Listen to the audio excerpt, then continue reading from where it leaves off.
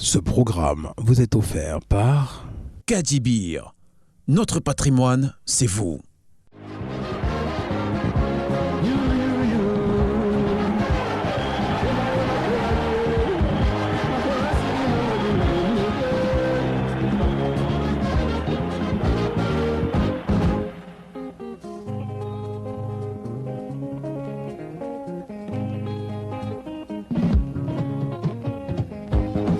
Je dédie cette chanson dont l'inspiration me vient du fond du cœur aux lions indomptables du Cameroun pour leur belle prestation au Coupe des Nations.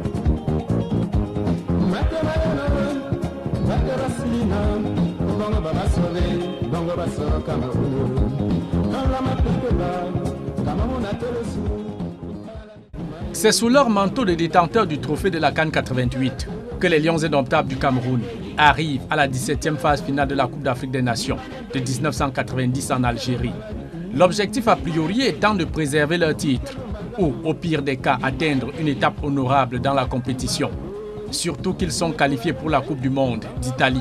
Contrairement à 1986 en Égypte, où ils disputaient et perdaient la finale face au Pharaon, les Lions Fanions sont éliminés au premier tour sur 2 défaites. 0 but contre 1 face au KK Eleven de Zambie et 0 but contre 2 devant les Lions de la Teranga du Sénégal. Entraînés alors par leur ancien sélectionneur, le Français Claude-Marie Leroy.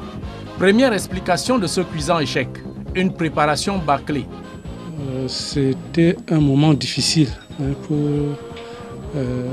les administrateurs, les entraîneurs, les joueurs, parce qu'en même temps on a 2 grandes compétitions. Le calendrier n'était pas maîtrisable parce que les joueurs sont en championnat. À quel moment faut-il les récupérer? Disons que la préparation en elle-même de la CAN 90 n'a pas été du tout bonne parce que nous avons été en Afrique de l'Ouest, une grande tournée qui nous a amenés au Ghana, à Cotonou, à Lomé. Et puis finalement on a atterri à Annaba où vraiment ça a été la catastrophe. À cette impréparation qui ne pardonne point, dans une compétition d'envergure, il y a la confusion dans l'encadrement technique à quelques semaines du démarrage du tournoi. Et il faut aussi avouer que l'arrivée de Nepomniachtchi avec le staff local, il y avait un peu d'embrouille sur cette CAN, mais c'est aussi parce que l'entraîneur voulait voir le comportement de chaque joueur pour essayer de voir comment est-ce qu'il va programmer, individualiser ses séances d'entraînement pour que les uns et les autres soient beaucoup plus performants.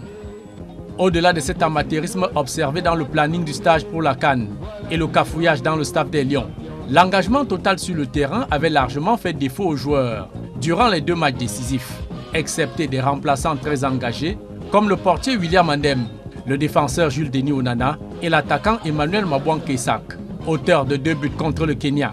Les titulaires confirmés Emmanuel Koundé, André Karambiyik, Lupon Fede, Stephen Tato, Cyril Makanaki, François Omambiyik, Benjamin Massing avaient visiblement levé le pied en vue de se préserver pour le grand challenge de la Coupe du Monde au mois de juin 90. Il s'est passé presque ce qui s'est passé en 82. C'est-à-dire que quand on est qualifié pour la Coupe du Monde et la Coupe du Monde suit 3 ou 4 mois après la CAN, les gens ont plus la tête à la Coupe du Monde qu'à la CAN. Donc il y a automatiquement une déconcentration et les gens ont peur des blessures, les gens lèvent le pied, les gens ne sont pas concentrés, les titulaires lèvent le pied pour se préserver pour la Coupe du Monde. Donc c'est un peu ce qui se passe régulièrement. Ça a vraiment chauffé dans la dernière à Annaba. Il faut avouer que ça partait un peu dans tous les sens. On avait perdu un peu de cette solidarité dont on connaît l'équipe des Lions lorsqu'ils veulent vraiment jouer. Il y avait beaucoup de petits conflits à régler entre les uns et les autres, ceux qui pensaient que toi tu ne veux pas faire le jeu, tu ne veux pas, tu te réserves. Ceux qui allaient au fond se plaignaient d'être les seuls à trop barrer sur sur le terrain et c'était un peu compliqué pour le groupe d'améliorer sa performance durant cette CAN. Sans pouvoir donc se qualifier devant la Zambie 5 points et le Sénégal 4, les Lions indomptables plient bagage et courent à prêter leurs valises pour le départ en stage préparatoire à la 14e phase finale de la Coupe du Monde d'Italie 90. Mais à leur très grande surprise, le ministre de la Jeunesse et des Sports de l'époque, Joseph Foufé, somme toute la délégation de remettre tous les équipements utilisés durant la compétition.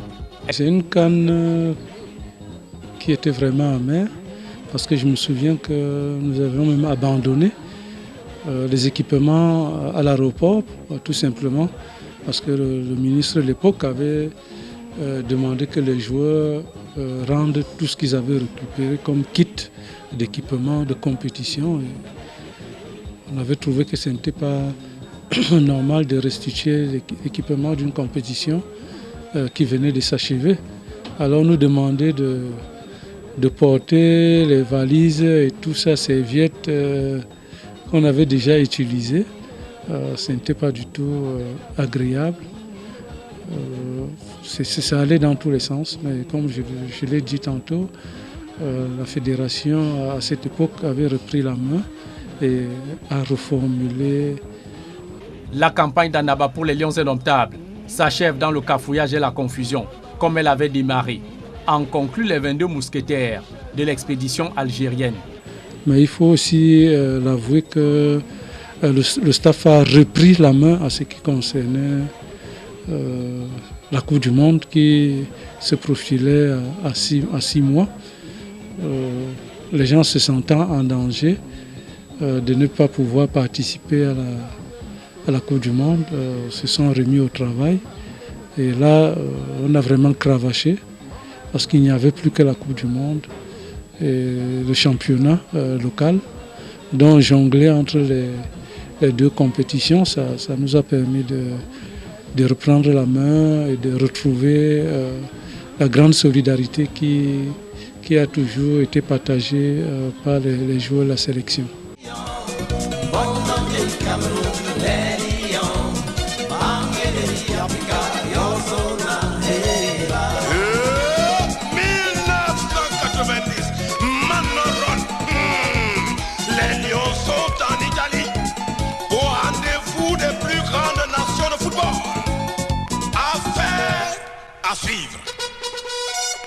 Ce programme vous a été offert par Kadibir, notre patrimoine, c'est vous.